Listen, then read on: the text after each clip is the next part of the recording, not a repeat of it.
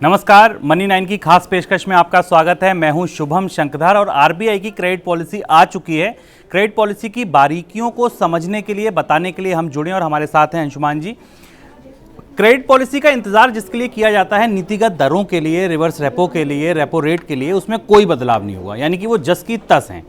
क्योंकि वो जस की तस हैं तो इस पर चर्चा हम बाद में करेंगे, लेकिन आरबीआई की पॉलिसी में बहुत कुछ ऐसा है जिसे आपको कान लगाकर सुनना चाहिए। आपको समझना चाहिए कि आरबीआई की इस पॉलिसी के बाद क्या कुछ बदलने वाला है और आपको अपनी बजटिंग, अपनी प्लानिंग कैसे करनी है। सर, हम सबसे पहले चर्चा करना चाहेंगे यूपीआई को लेकर, जो आरबीआई ने घोषणा की है कि एक गाइडलाइंस आएंगी और यूपीआई का दायरा और बढ़ेगा। क्या वो घोषणा है पूरी और उसका क्या असर पड़ेगा? शुभम, आरबीआई की पॉलिसी कई मामलों में आज दिलचस्प थी, क्योंकि बहुत सारी ऐसी चीज़ें पॉलिसी में हुई जिनकी अपेक्षा लोगों को थी। आरबीआई की पॉलिसी सुनने के बाद मुझे एक शेर याद आया कि उसका तर्कश खाली होने वाला है, नए निशाने आने वाले हैं। रिजर्व बैंक का गवर्नर जब आज बोल रहे थे तो उनकी पूरी बातचीत से ये संकेत मिल रहा था कि उनके तर्कश में अब जितने तीर थे अर्थव्यवस्था को ग्रोथ देने के लिए, सस्ता कर्ज देने के, वो धीमे धीमे चुकने लगे हैं, खाली होने लगे हैं और अब नए निशानों की तैयारी शुरू हो रही है। ये बात उन्होंने अपनी मौद्रिक पॉलिसी में कही, जो कि इस कैलेंडर ईयर की आखिरी मौद्रिक समीक्षा है। अगली समीक्षा उसके बाद आएगी। तो उनके तर्कश में कौन से तीर बदल रहे हैं, कौन से निशाने बदलेंगे, वो हम बात करेंगे अंत में, क्योंकि वो पेचीदा बातें हैं, लेकिन उन सारी बातों का हमारी जिंदगी पर सीधा असर है। पर पहली चीज, महत्वपूर्ण बात यूपीआई को लेकर, रिजर्व बैंक ने दो ऐसी महत्वपूर्ण घोषणाएं की जिनका सीधा असर हमारे आपके वित्तीय व्यवहारों पर या फाइनेंशियल बिहेवियर्स पर पड़ेगा। पहली घोषणा उसमें यह थी कि यूपीआई, जो कि बहुत तेजी से बढ़ता हुआ डिजिटल ट्रांजैक्शन प्लेटफॉर्म है, जिसके जरिए छोटे ट्रांजैक्शन हो रहे हैं, जिसका इस्तेमाल बहुत सारे लोग अपनी छोटी खरीदारी के लिए या ग्राहकी के लिए या पेमेंट के लिए कर रहे हैं, उसके लिए रिजर्व बैंक अब ये घोषणा करने वाला है कि ये फीचर अब फीचर फोन्स पे भी मिलेगा। अभी तक आप यूपीआई का इस्तेमाल स्मार्टफोन से कर सकते थे, लेकिन अब ऐसे पेमेंट बेस्ड सिस्टम्स को अलाउ किया जाएगा जिसका इस्तेमाल इस फीचर फोन्स पर भी हो सकेगा। भारत की एक बड़ी आबादी ऐसी है जो अभी भी स्मार्टफोन तक एक्सेस नहीं रखती है, उसके पास पुराने तरीके के एनालॉग फीचर फोन्स हैं, उनके जरिए भी पेमेंट किया जा सकेगा। इसके साथ जो दूसरी महत्वपूर्ण घोषणा हमारे आपके लिए जरूरी है और जिस पर निगाहें हमारी रहेंगी, रिजर्व बैंक ने कहा है कि चूंकि डिजिटल ट्रांजेक्शन्स बढ़ रहे हैं देश में अधिकांश लोग अब डिजिटल ट्रांजेक्शन्स का इस्तेमाल कर रहे हैं, तो इन पर बहुत चार्ज लगाते हैं बैंकों की फीस काफी ऊंची है। और इस फीस की समीक्षा करने के लिए रिजर्व बैंक एक डिस्कशन पेपर लाएगा और उस डिस्कशन पेपर में यह देखा जाएगा कि मिनिमम कितने चार्जेस लगाए जाने चाहिए लोगों पर वित्तीय सेवाओं के इस्तेमाल के लिए बैंकों के जरिए, जैसे कि यूपीआई है, वॉलेट है, एनईएफटी है और बहुत सारे और जो बैंकिंग ट्रांजैक्शंस हैं, डिजिटल ट्रांजैक्शंस हैं। ये दो महत्वपूर्ण चीजें हैं जिससे निकल कर आई हैं। तो हम एक्सपेक्ट कर सकते हैं कि पहली चीज तो ये कि यूपीआई का दायरा बढ़ेगा, सुविधाजनक होगा पेमेंट कंपनियों के लिए और मोबाइल वॉलेट कंपनियों के लिए चिंता का विषय है, क्योंकि यूपीआई फीचर फोन्स तक चला जाएगा। और दूसरा ये कि शायद रिजर्व बैंक को ऐसा लग रहा है कि बैंक को ज्यादा चार्ज कर रहे हैं डिजिटल ट्रांजैक्शंस पर, उनकी समीक्षा का वक्त आ गया। और एक आंकड़ा आपको बता दूं कि भारत में फीचर फोन के जो मोबाइल धारक हैं वो करीब 75 से 80 करोड़ के आसपास हैं, जबकि स्मार्टफोन अभी 40 करोड़ के आसपास हैं। फीचर फोन पे अगर यूपीआई आ जाएगा तो इस समय जितने कंज्यूमर हैं, बाजार इतना बड़ा होगा कि ये संख्या दोगुनी हो जाए। और जब ये दोगुनी हो जाएगी तो आप समझिए उन कंपनियों के लिए जिनके आईपीओ अभी बहुत अच्छे नहीं आ पाए थे, और डर ये बताया गया था कि यूपीआई डर है, पेटीएम जैसी कंपनी या मूवीक्विक जैसी कंपनी जो आगे आईपीओ ला रहे हैं, सर उनके लिए फिर ये कितनी बड़ी चुनौती हो जाएगी? क्योंकि पेटीएम के आईपीओ की लिस्टिंग के बाद और उसको लेकर जो भी बाजार में फिएस्को हुआ, उसमें पीछे जो महत्वपूर्ण डर यह था कि जो मोबाइल पेमेंट्स वॉलेट हैं उनको सबसे बड़ी चुनौती यूपीआई से मिल रही है। और रिजर्व बैंक गवर्नर ने आज इस फैसले के साथ उस चुनौती को कई गुना ज्यादा बढ़ा कर दिया है। फीचर फोन पर यूपीआई बेस्ड पेमेंट सिस्टम पहुंचने का मतलब यह है कि कहीं भी कोई भी व्यक्ति अब मोबाइल से कोई भी पेमेंट कर सकेगा। और यही चैलेंज है और यही वो डेमोक्रेटाइजेशन है डिजिटल ट्रांजेक्शन्स का जो भारत में दिखाई देने वाला है। तो यदि आप पेटीएम जैसी कंपनियां या जो मोबाइल पेमेंट्स देने वाली कंपनियां हैं उनको करीब से देख रहे हैं, तो उनके शेयरों पर क्या असर होगा, इस पर निगाह रखनी चाहिए। बिल्कुल। अब दूसरी बड़ी खबर की चर्चा करते हैं आरबीआई पॉलिसी से जुड़ी, वो है महंगाई यानी कि आपके और हमारे जीवन जीने की लागत। हमने देखा कि पिछले 1 से 1.5 हफ्ता अगर आप देखिए तो बहुत कुछ महंगा हो गया। पॉलिसीज़ महंगी हो गई, कारें महंगी होने की खबरें आ गई, टूथपेस्ट, तेल, साबुन, मंजन वो सब महंगा हो गया, टेलीफोन की दरें बढ़ गई। इसका आभास आरबीआई को भी है और आरबीआई को वाकई चिंता है महंगाई दर की। सर, आरबीआई ने महंगाई पर क्या कुछ कहा और किस तरीके की चिंताएं आगे आरबीआई ने जताई हैं? आरबीआई ने लगातार दूसरी बार शुभम अक्टूबर की पॉलिसी में भी इस बात की तरफ संकेत दिया था और इस पॉलिसी में महंगाई की पूरी बहस और पैमाइश को नए स्तर पर पहुंचा दिया है। रिजर्व बैंक अब असली महंगाई की बात कर रहा है। अगर आप पूरी पॉलिसी को ऊपर से देखें तो आपको हेडलाइन में दिखाई देगा कि रिजर्व बैंक ने जो पॉलिसी इन्फ्लेशन है या महंगाई है जिसके आधार पर ब्याज दरें तय की जाती है उसको 5.3% पर रखा है। यह भी कहा है कि अगले क्वार्टर में महंगाई की दर थोड़ी सी नीचे आएगी। पर जो छिपा हुआ संदेश है, जो बिटवीन द लाइन से है, जो पर्दे के पीछे की बात है, वो रिजर्व बैंक का गवर्नर का एक बयान है कि कोर इन्फ्लेशन भारत में तेजी से बढ़ रही है। जब हम कोर इन्फ्लेशन की बात करते हैं तो हम उस महंगाई की बात करते हैं जिस महंगाई में फलों सब्जियों की कीमत शामिल नहीं होती, ईंधन की कीमत शामिल नहीं होती। दुनिया भर के कई देश शुभम अपने यहाँ महंगाई के मूल्यांकन में या मापन में या उसकी पैमाइश में कोर इन्फ्लेशन को ही शामिल करते हैं। बाकी चीजों को अलग रखते हैं क्योंकि वो असली महंगाई है, जो महंगाई वापस कम नहीं होती, वो टूथपेस्ट की तरह होती है, एक बार निकलने के बाद वो वापस नहीं आती।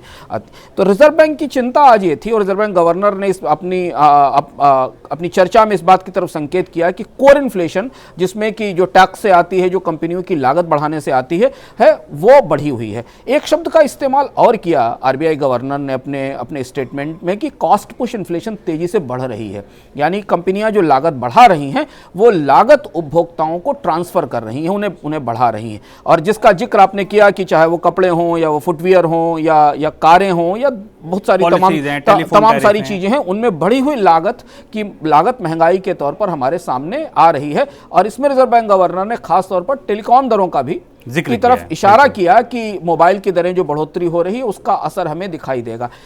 आरबीआई गवर्नर संकेत में यह कहने की कोशिश कर रहे थे कि मैन्युफैक्चर्ड प्रोडक्ट्स के साथ जब सर्विसेज की भी इन्फ्लेशन बढ़ती है ना, जब सेवाओं की दरें भी बढ़ती है तो उसका जो कैस्केडिंग इफेक्ट होता है वो बहुत ज्यादा बड़ा होता है, क्योंकि सर्विसेज जो हैं वो एक बड़ा इनपुट हैं और भारतीय अर्थव्यवस्था की में पूरे जीडीपी में सर्विसेज का हिस्सा सबसे बड़ा है। तो सर्विसेज की कीमत अगर थोड़ी सी भी बढ़ती है तो उसका असर सारे उत्पादों पर और अन्य सेवाओं पर भी पड़ता है। तो महंगाई अभी भी चिंता का विषय है। अगर आप मौद्रिक नजरिए से देखें तो रिजर्व बैंक कंफर्टेबल है, आरामदेह स्थिति में है, क्योंकि महंगाई दर 5.3% के आसपास है, जो रिजर्व बैंक की सुविधाजनक स्थिति है। पर अगर आप आर्थिक व्यवहारिक नजरिए से देखें, उपभोक्ता के नजरिए से देखें, तो रिजर्व बैंक ने उस चिंता को आवाज जरूर दी है, जो चिंता या जो चुभन हम सब लोग रोज महसूस कर रहे हैं। यानी कि महंगाई दर 5% हो, 6% हो, 4% हो, इसका कोई बहुत मतलब आपके और हमारे लिए नहीं है। वो इसलिए नहीं है क्योंकि हम जब अब डॉक्टर के पास ओपीडी का पर्चा बनवाने जा रहे हैं तो वहाँ हम देख रहे हैं कि वो 800 से 1100 का हो गया या 400 वाला 600 का हो गया। नंबरों में वो महंगाई दिखती क्यों नहीं है, ये आप भी सोचते होंगे। इंतजार कीजिए, मनी 9 एक बहुत खास एक्सप्लेनर वीडियो आपके लिए बनाने जा रहा है और इस वीकेंड आपको वो देखने को मिलेगा कि महंगाई के जो नंबर हमें दिखते हैं वो दरअसल हमें महसूस क्यों नहीं होते, और जो महंगाई महसूस होती है वो आंकड़ों में क्यों नहीं दिखती। इस सवाल का जवाब आपको उस वीडियो में मिलेगा। फिलहाल फिर से लौटते हैं अपने आरबीआई की पॉलिसी पे। तीसरी बड़ी बात जो आरबीआई की पॉलिसी में कही गई है वो कही गई है जीडीपी की दर को लेकर, यानी कि आर्थिक तरक्की जो है या आर्थिक विकास दर है उसको लेकर। ओवरऑल आरबीआई ने कहा है कोई असर नहीं है, 9.5% ही रहेगा। इस बात से आप राहत महसूस कर सकते हैं। लेकिन दो बहुत इंपॉर्टेंट बातें कि तीसरी और चौथी तिमाही के लिए आरबीआई ने अनुमान को घटाया है। ये क्या माजरा है सर? ये वही बात है ना, वो बेखुदी बेसबब नहीं गालिब, कुछ तो है जिसकी पर्दादारी है। आप जीडीपी का आंकड़ा अगर पढ़िए और आरबीआई के नंबर्स को करीब से पढ़िए तो आपको टॉप लाइन में दिखाई देगा कि आरबीआई 9.5% की आर्थिक विकास दर प्रोजेक्ट कर रहा है। ये प्रोजेक्शन उन सारे प्रोजेक्शंस के अनुरूप है जो हमारे पास अभी उपलब्ध हैं। 8.5% से 9.5% के बीच में तमाम एजेंसियों के आकलन है। पिछले साल चूंकि हम माइनस में थे, नेगेटिव ग्रोथ थे, तो जो बेस इफेक्ट है उसके कारण 9.5% है। पर अगली 2 तिमाहियों में रिजर्व बैंक ने मामूली कमी की है। एक में 0.3% की और एक में 0.1% की, यानी 10 बेसिस पॉइंट की और 60 बेसिस पॉइंट की जो कमी की है। ये कमी इस बात को बता रहा है कि रिजर्व बैंक को लग रहा है कि जो बेस इफेक्ट के कारण रिकवरी की ट्रेजेक्टरी थी, जो रिकवरी की रफ्तार थी, जो पहली 2 तिमाहियों में हमें बहुत अच्छी दिखाई दी है, ये बाद की 2 तिमाहियों में घटना शुरू करेगी। और ये गिरावट हालांकि पूरे साल की आर्थिक विकास दर पर असर नहीं डालेगी, जो कि 9.5% के आसपास है, लेकिन ये आने वाली 2 तिमाहियों में, अगले 6 महीनों में उत्पादन पर, मांग पर, नौकरियों पर, रोजगारों पर असर डालेगी। अब रिजर्व बैंक के इस आंकलन को समझने के 2 तरीके हैं, क्योंकि हम बजट में जा रहे हैं, इसके सामने बजट है। अगर बात की 2 तिमाहियां, जो सबसे महत्वपूर्ण तिमाही होती है आमतौर पर साल के हिसाब से, क्योंकि ये बिजी सीजन होता है और एक्सपेंडिचर का भी सीजन होता है, फेस्टिवल सीजन भी होता है। बात की 2 तिमाहियों में जीडीपी में गिरावट का असर हमें उन रोजगारों की संभावनाओं पर दिखाई देगा जो लॉकडाउन पूरी तरह खत्म होने के बाद, वैक्सीनेशन पूरे देश में बड़े पैमाने पर लोगों तक पहुंचने के बाद उम्मीद की जा रही थी कि लोगों के पास वैक्सीन लगी है, अब कामकाज सामान्य रूप से शुरू होगा और जीडीपी में ग्रोथ अच्छी आएगी, जिसका असर हमें रोजगारों पर मिलेगा। रिजर्व बैंक के इस आंकड़े को इस दृष्टि से देखिए कि शायद रोजगारों का परिदृश्य अगली 2 तिमाहियों में, यानी अगली 2 तिमाही यानी अगले 6 महीने में बहुत अच्छा या बहुत उत्साहवर्धक नहीं दिखता। और एक और बात रिजर्व बैंक ने कही, जो सरकार की तरफ इशारा करते हुए कही है कि जो ग्रोथ हमें दिखाई भी दे रही है पिछली 2 तिमाहियों में, भारतीय आर्थिक विकास दर में जो बढ़ोतरी दिखी है, जिसका एक असर पिछले साल का गड्ढा है जिससे भरने की कोशिश की जा रही है, उसमें प्राइवेट इन्वेस्टमेंट की ग्रोथ मिसिंग है। रिजर्व बैंक ने स्पष्ट रूप से कहा है कि निजी निवेश तेजी से नहीं बढ़ रहा है, और जबकि हमें ध्यान रखना होगा कि पिछले 1-1.5 साल के दौरान सरकार ने हर संभव प्रयास किए हैं प्राइवेट सेक्टर को इंसेंटिवाइज करने के, उनको प्रोत्साहन देने के। कर्ज की दरें सस्ती हैं जो अब बढ़ने की तरफ जाएंगी, जिस पर हम आगे चर्चा करेंगे। टैक्स में रियायतें दी गई हैं, पीएलआई और बहुत सारी स्कीमें लाई गए, लेकिन उसका असर रिजर्व बैंक के हिसाब से निजी निवेश में बढ़ोतरी में हमें दिखाई नहीं देता है। तो ये हमें देखना होगा कि अगली 2 छमाहियों में अगली 2 तिमाहियों में रिजर्व बैंक जीडीपी को लेकर कितना सही साबित होता है, या रिजर्व बैंक का ये जो रिडक्शन है, प्रोजेक्शन, ये अन्य एजेंसियों को भारत की समग्र विकास दर में कमी के लिए तो प्रेरित या प्रोत्साहित नहीं करता। इसलिए अगली 2 तिमाहियों के जो प्रोजेक्शंस हमारे पास आएंगे बाकी एजेंसियों से भी, उन पर हमारी निगाह रहेगी। बिल्कुल। निजी निवेश का मतलब यह है कि कंपनियां फैक्ट्रियां लगा रही हैं, फ्रेंचाइजीज बांट रही हैं, कोई नए कारखाने खोल रही हैं, वही निजी निवेश है। और निजी निवेश इसीलिए बहुत ज़्यादा इंपॉर्टेंट होता है अर्थव्यवस्था के लिए, क्योंकि यही निवेश नए रोजगार लेकर आता है जो हमें और आपको मिलते हैं और हमारी आय बढ़ती है।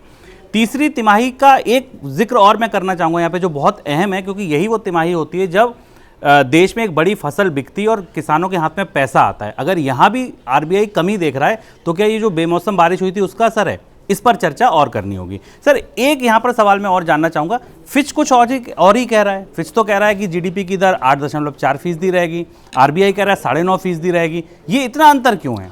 आरबीआई आमतौर पर सीएसओ के आकलन के साथ जाता है, क्योंकि सरकारी भारत का फेडरल बैंक है और सीएसओ सरकार का जो आकलन देता है उसके आसपास जाता है। बाकी एजेंसियां हाई फ्रीक्वेंसी इंडिकेटर से, सेकेंडरी लेवल के डेटा से, डिमांड के स्तर से ये समझने की कोशिश करती हैं कि शायद आर्थिक विकास दर थोड़ी कम रहेगी। और इसीलिए हमने कहा कि रिजर्व बैंक की ये जो बात की 2 तिमाही के आकलन में कमी है, ये फिच, नोमुरा, क्रिसिल और भी दुनिया भर की जो एजेंसियां भारत की ग्रोथ को करीब से पढ़ रही हैं, क्या उनका नजरिया बदलेगा, इसके ये हमें देखना होगा। लेकिन रिजर्व बैंक ने बात की 2 तिमाहियों में जो हल्की सी ढलान की संभावना जाहिर की है, वो महत्वपूर्ण है, वो सिग्निफिकेंट है। बिल्कुल। और जीडीपी के बढ़ने से या घटने से हमारी आपकी जिंदगी प्रभावित कैसे होती है, इसके लिए एक बहुत बढ़िया वीडियो है, जो इस वीडियो के डिस्क्रिप्शन में आप उसका लिंक देख सकते हैं। इस लिंक को देखिए और जीडीपी की बारीकियों को समझिए कि कैसे जीडीपी आपकी और हमारी जिंदगी में असर डालता है। सर, अब इस चर्चा का आखिरी पड़ाव, आखिरी सवाल मेरा, जो नीतिगत दरों से था। दरअसल सबसे ज़्यादा इंतजार आरबीआई की पॉलिसी का इसीलिए होता है, लेकिन वहाँ कोई भी बदलाव नहीं हुआ। Repo rate, reverse repo rate जस की तस रखी गई। लेकिन यहाँ 2 सवाल हैं। पहला, जो वीआरआर की बात की गई है वो क्या है और उससे कैसे असर पड़ेगा हमारी पॉलिसी का या हमारी सिस्टम पे लिक्विडिटी का? शुभम, हमने जानबूझकर इस चर्चा में पहले रेपो रेट और रिवर्स रेपो रेट जैसे भारी कठिन तकनीकी शब्दों को नहीं लिया, जिससे कि जिनका विश्लेषण आमतौर पर समझना मुश्किल होता है, हालांकि उनका असर हमारी ज़िंदगी पर सीधे तौर पर पड़ता है।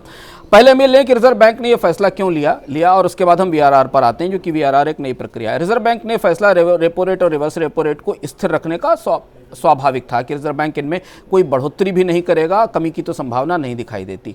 रिजर्व बैंक इसका संकेत पिछली बार भी दे चुका था कि बाजार में पर्याप्त तरलता मौजूद है, बैंकों के पास फंड्स हैं, हैं उनके पास फंड्स आरबीआई से लेने की सुविधाएं मौजूद हैं, इसलिए अब ब्याज दरों में कमी की या तरलता बढ़ाने के उपायों की संभावना नहीं दिखाई देती। इसका अर्थ यह है कि फिलहाल आपको जो कर्ज पर ब्याज दर मिलती है वो स्थिर रहेगी, उसमें कोई बड़ा चेंज नहीं आएगा। रिजर्व बैंक ने की इस घोषणा से पहले कल प्राइवेट बैंक्स ने अपने फिक्स डिपॉजिट पर ब्याज दरें बढ़ाना शुरू कर दिया है, जो संकेत इस बात का है कि रिजर्व बैंक आने वाले समय में ब्याज दरों में बढ़ोतरी की तरफ जाएगा, या कम से कम कमी तो अब नहीं होने वाली है, ये बात तो स्पष्ट है। रिजर्व बैंक ने इसके साथ एक खिड़की खोली है, वीआरआर जिसको कहा जाता है, तकनीकी शब्द है। इसकी शुरुआत रिजर्व बैंक ने इस साल जनवरी 2021 से ही कर दी थी। हम अक्सर ये बात करते हैं ना शुभम कि फेड अपना टैपर शुरू करता है और पूरी दुनिया में चर्चा होती है कि फेड कब से टैपर शुरू करेगा, यानी फेड वो कब से ब्याज दरें बढ़ाना शुरू करेगा और जो पैसा उसने बाजार में छोड़ रखा है उसे खींचना शुरू करेगा। ये भारत का टैपर है, ये भारत की मॉनेटरी पॉलिसी के वापस लौटने की प्रक्रिया है, जो जनवरी 2021 में रिजर्व बैंक ने क्रमशः शुरू की थी। हर तिमाही में रिजर्व बैंक कम से कम 2.5 लाख करोड़ से 4 लाख करोड़ रुपए के आसपास बाजार से वापस ले रहा है। सिस्टम ऐसे काम करता है कि बाजार में जो अतिरिक्त लिक्विडिटी मौजूद है, बैंकों के पास जो पैसा मौजूद है, जो वो कर्ज लेने के लिए देने के लिए आगे बढ़ते हैं और कर्ज लेने नहीं आते हैं, उस पैसे को वापस रिजर्व बैंक के पास पार्क कर देते हैं, उसे वापस छोड़ देते हैं, और ये वो विंडो है वीआरआर की जो शुरू हो रही है। ये इस बात का संकेत देती है कि रिजर्व बैंक को लग रहा है कि बाजार में तरलता या बाजार में पैसे की सप्लाई पर्याप्त है। ये कहा भी है रिजर्व बैंक ने आज कि हमारे पास लिक्विडिटी की कोई समस्या नहीं, और अगर जरूरत पड़ेगी तो हम लिक्विडिटी को आगे बढ़ाते रहेंगे। स्टांस एक बड़ा वर्ड होता है मॉनेटरी पॉलिसी के संदर्भ में, जिसमें कि एक्मोडेटिव स्टांस है, हॉकिश स्टांस है। स्वाभाविक सी बात थी कि रिजर्व बैंक ग्रोथ को बढ़ोतरी देने के लिए बाजार में तरलता वापस रखेगा। पर जो टॉप लाइन हमारे आपके समझने की बात या आम लोगों के समझने की बात है कि अगर आप कर्ज लेना चाहते हैं तो अगले 2-3 महीने महत्वपूर्ण हैं, क्योंकि अगले 2-3 महीने ही सस्ती ब्याज दरों का दौर अब चलने वाला है। क्योंकि बैंकों ने जब जमा पर ब्याज दरें बढ़ानी शुरू की हैं तो इसका असर धीमे धीमे उनके क्रेडिट पर या ब्याज दरों में भी दिखाई देगा। अब अगली निगाह इस बात पर रहेगी कि रिजर्व बैंक अगले साल बजट की घोषणा के बाद क्या भारत में रेपो रेट में बढ़ोतरी की प्रक्रिया शुरू करता है या नहीं। लेकिन अगर हम पूरी दुनिया की प्रक्रिया देखें, जिसका जिक्र आज आरबीआई गवर्नर ने भी किया कि दुनिया के देश अपने यहाँ मॉनेटरी पॉलिसी विड्रॉ कर रहे हैं, हम भी उसी रास्ते पर जाएंगे। तो अगर आप कर्ज लेना चाहते हैं तो अगले कुछ महीने सस्ते कर्ज के हैं, आप ले सकते हैं, और अगर आप जमा करना चाहते हैं तो इंतजार करिए कि जमा करने वालों के लिए थोड़े बेहतर दिनों की उम्मीद की जा सकती है, क्योंकि एफडी पर ब्याज दरें बढ़ना शुरू हो गई हैं। बिल्कुल, और ये बात भी आप समझ लीजिए कि कर्ज लेने वाले जमा करने वालों से बहुत कम है, यानी कि जमा करने वाले बहुत ज़्यादा हैं। तो अगर आपको अच्छी खबर सुननी है तो ये कि एफडी पर ब्याज दरें बढ़ चुकी हैं और रेपो रेट बढ़ सकती है, और थोड़ा खट्टी खबर सुननी है तो ये कि अगर रेपो रेट बढ़ेगी तो जो आपकी ईएमआई है वहाँ दबाव आ सकता है। अंशुमान जी, बहुत बहुत शुक्रिया आरबीआई की इस पॉलिसी को समझाने के लिए। फिर जुड़ेंगे आपके साथ, बने रहिए मनी 9 के साथ। मनी 9 के यूट्यूब चैनल को सब्सक्राइब करना बिल्कुल ना भूलें। नमस्कार।